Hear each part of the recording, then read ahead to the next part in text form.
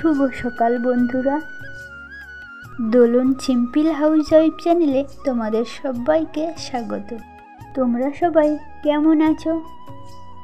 আশা করছি যে যেখান থেকে আমার ভিডিওটি দেখছো না কেন সবাই অনেক ভালো আছো, আর তোমাদের আশীর্বাদে আমিও কিন্তু অনেকটাই ভালো আছি। বন্ধুরা, তোমরা যারা আমার ভিডিওটি আজ প্রথম দেখছো, প্লিজ ভিডিওতে একটা লাইক দিয়ে চ্যানেলটি সাবস্ক্রাইব করে নিও। আর যদি আমার ভিডিওটি তোমাদের ভালো লেগে থাকে অবশ্যই একটা সুন্দর কমেন্ট করে দিও। এখন বাজে সকাল 5টা, আর প্রতিদিনের মতো আমি আজও কিন্তু সকালবেলা উঠে পড়েছি। আজ না উঠতে একদমই দেরি হয়নি। আর ওদিকে তোমাদের দাদাভাই, ছেলে মেয়ে সবাই কিন্তু ঘুমোচ্ছে। দেখেছো আমাদের মশারিটা এখনও টানানো রয়েছে। আর ঘরটাতে না ছেলেমেয়েরা কালকে রাতে খেলা করে আবারও নোংরা করে রেখেছে। দেখেছো ঘর থেকে কত নোংরা বের হয়েছে। আর কাল রাতে না আমার জায়েরা এসেছে ডাক্তার দেখাতে। ওই যে আগের একটা ভিডিওতে তোমাদের বলেছিলাম না যে আমার জায়েরা রক্ত দিয়ে গেছে, সেই রিপোর্টটা না এখনও ডাক্তারকে দেখানো হয়নি।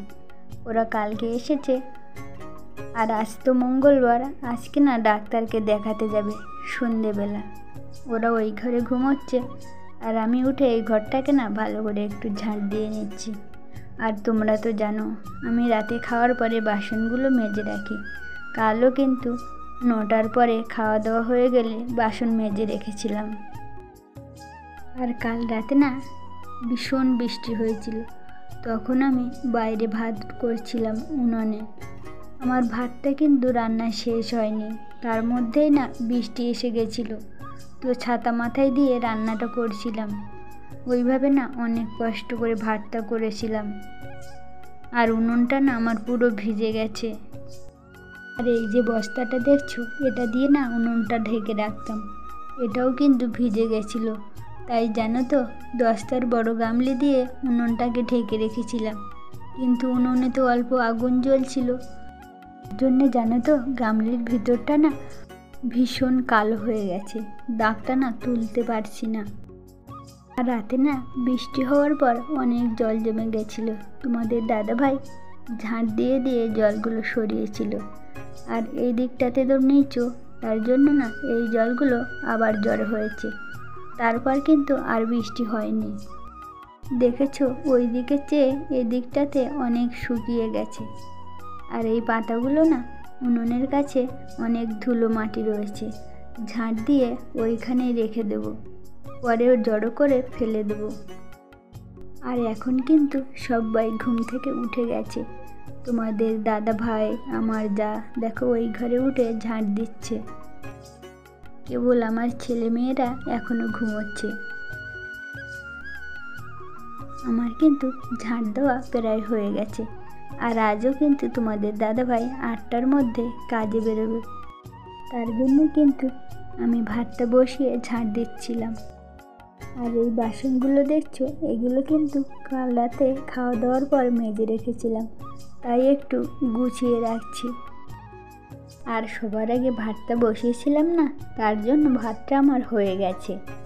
আর ঝাঁট দিয়ে এসে সবজিগুলোও দেখো কেটে নিয়েছি। আর এই মাছটা না কাল রাতে আমার ভাসুরেরা কিনে এনেছিল, এটা দিয়েই তরকারি করব। আর আজকে আমার মেয়ে না জেঠিমার কাছে সকাল সকাল পড়তে বসে গেছে। ও কিন্তু অন্যদিন সকালবেলা পড়তেই চায় না। আজকেও না সকালবেলা উঠে দেখছি টাইম কলে জল এসে গেছে। আর কালকে অত জল পড়ছিল বলে টাইম কলটা কিন্তু আমি বন্ধ করে রেখেছিলাম।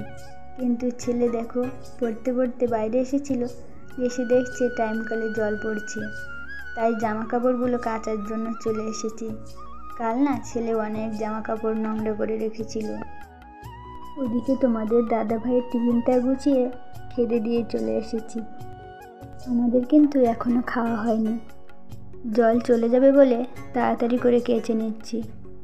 কাঁচা হয়ে গেলে তারপরে না খেয়ে নেব।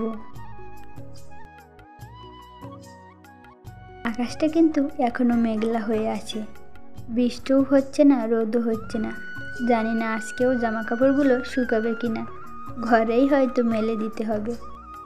আর আমি আগের একটা ভিডিওতে তোমাদের বলেছিলাম না আমার মেয়েকে বাসি মুখে জল খাওয়াই, আজও কিন্তু বাসি মুখে জল খেয়ে আধ ঘন্টা পরে ব্রাশ করতে চলে এসেছে।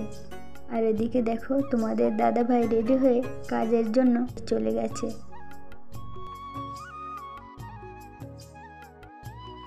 আর জানো তো আমার ছেলের স্কুলের জামা প্যান্টগুলো না প্রতিদিনই ধুতে হয়। স্কুলে গিয়ে কী করে জানি না, প্রতিদিন জামা কাপড় নোংরা করে নিয়ে চলে আসে। এখন কিন্তু 8টা বেজে গেছে আর আমার জায়েরও ছেলে মেয়েদের পড়ানো শেষ হয়ে গেছে। সব কাজ শেষ করে চলে এসেছি রান্নাঘরে। আর এই যে তরকারিটা করেছি এটা কিন্তু দুপুরের জন্য। আর এই ভাজাটা দেখছো, এটা দিয়েই সকালবেলা সবাইকে খেতে দেবো বলে ভাত বাড়ছি। আর আমার ছেলে মেয়ে সবাই কিন্তু জেঠিমার সাথে ওই ঘরে চলে গেছে। আর এই যে আলু ভাজাটা দেখছো না, এই আলুটা না কাল রাতে ভাতে দিয়েছিলাম, কিন্তু না কেউ খায়নি, তাই সকালবেলা কেটে কেটে ভাজা করেছিলাম। আর তোমাদের বলছিলাম না আকাশটা মেঘলা হয়ে আছে, সত্যি সত্যি বৃষ্টি চলে এসেছে। তাই জামা কাপড়গুলো ঘরেই মেলে দিয়েছিলাম, কিন্তু দেখো হঠাৎ আবার রোদ্দুর দেখে আমার যা আর আমার ছেলে মিলে বাইরে মেলে দিয়েছে। আর জানো তো ভিজে জামা কাপড়ের জলে অনেকগুলো শুকনো জামা আর বিছানাটা না ভিজে গেছে, তাই একটু আয়রন করছি। আজকে না আমার ছেলেকে স্কুলে পাঠাইনি, বৃষ্টি হচ্ছিল বলে। আর 3 ভাই বোন মিলে বিছানাটা না নোংরা করে রেখেছে, তাই একটু গুছিয়ে নিচ্ছি। সকালবেলা কিন্তু তোমাদের দাদাভাই বিছানাটা গুছিয়েই রেখেছিল।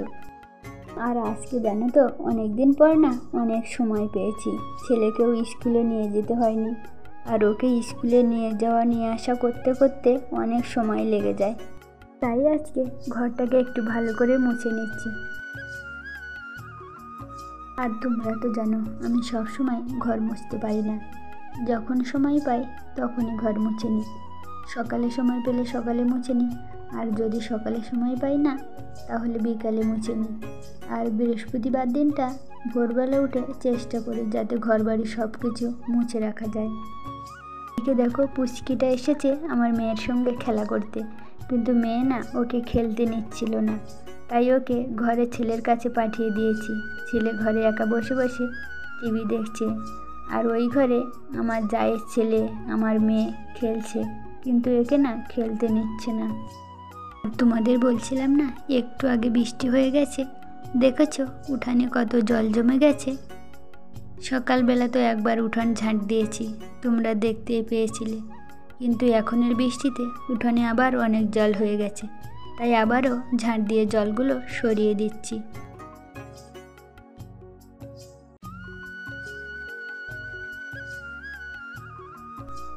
আর ওদিকে না একটা সুপারি গাছে ডাল পড়েছিল, তাই ওটা তুলে গুছিয়ে রেখেছি।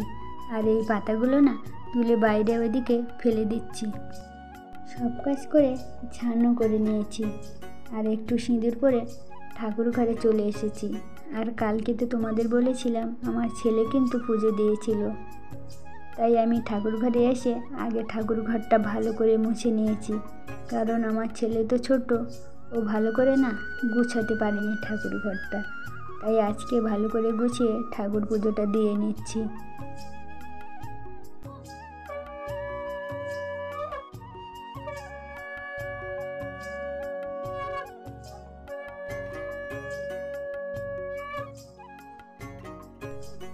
পুজো দেওয়া হয়ে গেছে, তাই ঠাকুর প্রণাম করে প্রসাদটা নিয়ে তুলসী তলায় নিয়ে যাচ্ছি, কিন্তু দেখো এখানে এখনও না ভিজে, তার জন্য ভালো করে প্রণাম করতে পারলাম না। এখন বাজে সকাল 11টা, আর তোমরাই তো দেখলে আমার সব কাজবাজ কিন্তু হয়ে গেছে, তাই একটু কাঁথাটা নিয়ে বসে গেছি সেলাই করতে। আর জানো তো এই কাঁথাটা কিন্তু অনেক দিন আগে কানাইটে রেখেছিলাম, কিন্তু সময়ই পেতাম না যে সেলাই করব। আজ অনেকদিন পর সময় পেয়েছি, তাই একটু সেলাই করতে বসে গেছি। আজকের ভিডিওটা এই পর্যন্ত। সবাইকে অসংখ্য ধন্যবাদ ভিডিওটি শেষ পর্যন্ত দেখার জন্য। সবাই ভালো থেকো, সুস্থ থেকো।